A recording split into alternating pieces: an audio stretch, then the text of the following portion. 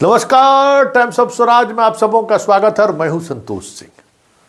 सिद्धार्थ जी, जरा इस समस्तीपुर के डीपीओ का पत्र पर गौर फरमाइए। इस पत्र के मजमून से आप समझ जाइएगा कि किस तरीके से आपका पूरा शिक्षा विभाग माफिया के हाथों में खेल रहा है।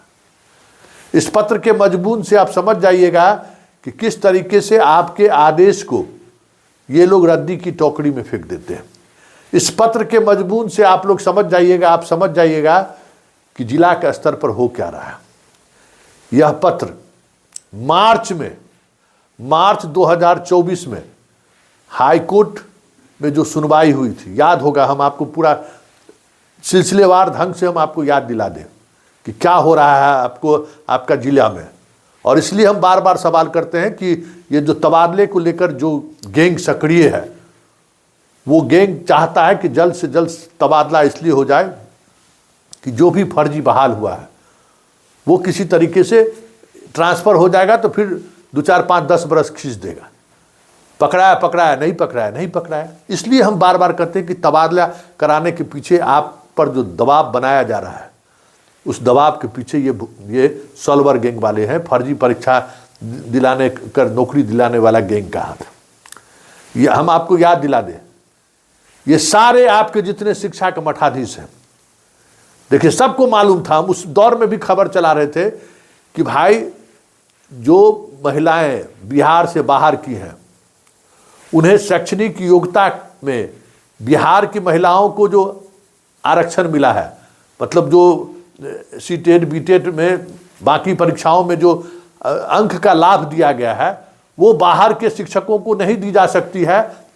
इस बात को लेकर लगातार हम खबर चलाए थे, लेकिन आपका एक भी शिक्षा पदाधिकारी इसको संज्ञान नहीं लिया।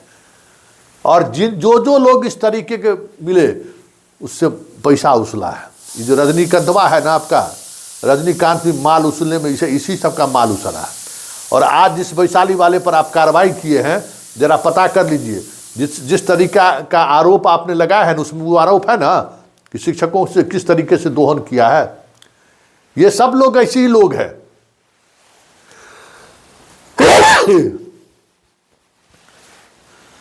दरभंगा वाले को भले आप सस्पेंड कर दिए हैं, सिर्फ दरभंगा और औरंगाबाद और एक नालंदा या नवादा, यही जिला है जहां आपके पत्रों का संज्ञान ससमय होता रहा है। बाकी किसी जिले में संज्ञान नहीं होता है। अब बात क्या है, सुन लीजिए, गौर से सुन लीजिए। सब आपका शिक्षा पदाधिकारी ऐसे लोगों को बहाल कर दिया जो योग्य नहीं थी महिलाएं। और फंसा कहाँ? अरवल, छोटा सा जगह। अरवल में यूपी की एक लड़की का हुआ और वहाँ का जिला शिक्षा पदाधिकारी, और अरवल जिसका पोस्टिंग हुआ होगा, सोच लीजिए उसका कोई माँ बाप नहीं होगा शिक्षा पदाधिकारी का, तब ना अरवल पोस्टिंग हुआ होगा। कोई माँ बाप नहीं था तो अरवल हो गया। वो पकड़ लिया, और जब पकड़ लिया और जब उसके अपॉइंटमेंट पर रोक लगा दिया तो वो चली गई हाई कोर्ट। हाई कोर्ट में मार्च में ही जजमेंट आ गया कि नहीं, ऐसे लड़कियों को बाहर का रास्ता दिखाइए। मार्च खत्म, अप्रैल खत्म, मई, 15 मई को आपके तरफ से ये देखिए पत्र का मजमून में देखिए, 15 मई को चिट्ठी पूरे बिहार में सर्कुलेट हुआ कि 1 महीने के अंदर में सबको तत्काल इन लोगों को हटाइए, जिनका हाई कोर्ट का आदेश हटाने के लिए। मई 2024, मई के बाद जून, जुलाई, अगस्त, सितंबर, अक्टूबर, नवंबर, दिसंबर, जनवरी, 8 महीना से ये लोग वेतन ले रहा है। कौन जिम्मेवार है? जिसको हाई कोर्ट मार्च में हटाने को कह दिया, आपका विभाग 15 मई को हटाने को कह दिया, और वो हटाने के बजाय 8 महीना से सब लोग वेतन ले रहा है। अधिकांश मतलब 100% जिले में समझ जाइए कि ऐसे लड़कियों को जो बिहार से बाहर हैं और रिजर्वेशन का, शैक्षणिक रिजर्वेशन का लाभ लिया है, नंबर का लाभ लिया है, वो आज भी ड्यूटी पर मौजूद है। इसलिए हम सवाल खड़ा करते हैं कि आपके तबादले पॉलिसी के पीछे बड़ा खेल है। और ये सारे लोग जो इस तरीके से बहाल हुए, बताइए कितना संख्या आपको पता है सिद्धार्थ जी? लगभग 7,500 ऐसी शिक्षिका हैं जो दूसरे राज्यों की शिक्षिका यहाँ बहाल हो गई हैं, और लगभग उतना ही का थंब इम्प्रेशन भी नहीं हुआ है।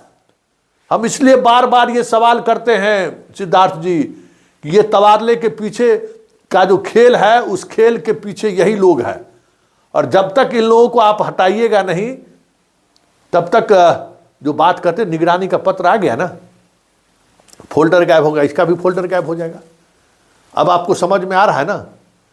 बहुत अच्छी बात है कि आप धीरे धीरे चीज़ों को आप समझ रहे हैं।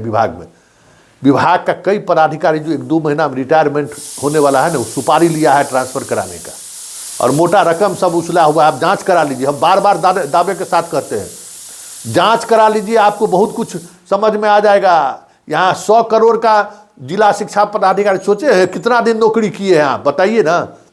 है कोई सोच सकता है कि 100 करोड़ रुपया का संपत्ति अर्जित कर लेगा? 2005 में बहाल हुआ है, 20 साल में। आप अपना जीवन देखिए ना, अब मियाँ बीबी दोनों आप IAS हैं, जीवन देखिए किस सरलता से आप जीवन जी रहे हैं, कितना पैसा आप अर्जित किए हुएगा। और ये लोग देखिए, एक जिला का जिला शिक्षा पदाधिकारी जो है 100 करोड़ का संपत्ति अर्जित कर लिया। सपना में भी आप सोचे होइएगा कि आपका जिला पदाधिकारी इस तरीके से पैसा कमाया है। बहुत सारा लोग, अधिकतर ऐसी लोग हैं जो जिस वैशाली वाले पर कार्रवाई आज की है ना, जरा उसका निकाल लीजिए खतियान, वो क्या क्या किया है, कितना बड़ा कलाकार सब है। यहाँ तो आश्चर्य हमको लगता है कि आपके द्वारा निंदा प्रस्ताव, आपके द्वारा विभागीय कार्रवाई की संपुष्टि होने के बावजूद भी फील्ड में उन लोगों को पोस्टिंग हो जा रहा है। कैसे पोस्टिंग हो जा रहा है? इसलिए हम बार बार कहते हैं कि ये सारे लोग जितने हैं, कम से कम थंब इम्प्रेशन 100% लोगों का हो जाए। उसके बाद जो इस तरीके का जो गैर कानूनी तरीके से बहाल है, उसको आप हटा लीजिए और डॉक्यूमेंट्स वेरिफिकेशन करा दीजिए। फिलहाल बिहार से बाहर जितने बहाली हुई है उसका डॉक्यूमेंट्स वेरिफिकेशन करा दीजिए, फिर ट्रांसफ़र पोस्टिंग करने में क्या दिक्कत है? बार बार हम ट्रांसफ़र पोस्टिंग को लेकर सवाल इसलिए खड़े करते हैं ना, तो BPSC वाला हमको गरियाता है कि संतोष जी जैसे ट्रांसफ़र पोस्टिंग में जैसे खेला कर रहे हैं। तो कब से ट्रांसफ़र पोस्टिंग के लिए हल्ला हो रहा है? टल गया ना जी, और टलेगा, क्योंकि जब तक ये लोग हटाए नहीं जाएंगे तब तक मेरा मुहिम जारी रहेगा। और ये मुहिम तब तक जारी रहेगा जब तक एक टीचर भी ऐसा बच गया, हम छोड़ेगा नहीं, कभी नहीं छोड़ेगा। तो सिद्धार्थ जी, इस पत्र के मजमून को पढ़िए और देखिए कि आपका जो जिला शिक्षा पदाधिकारी है या DPO स्थापना है, ये सब जो माल कमाता है, बेड के नीचे जो 100 करोड़ रुपया का जो संपत्ति अर्जित करने वाला जो कागजात बरामद होता है, 3.5 करोड़ रुपया जो कैश बरामद होता है पलंग के ऊपर, बेड के नीचे, यही सब कमाई है। फर्जी शिक्षकों को बचाए रखो।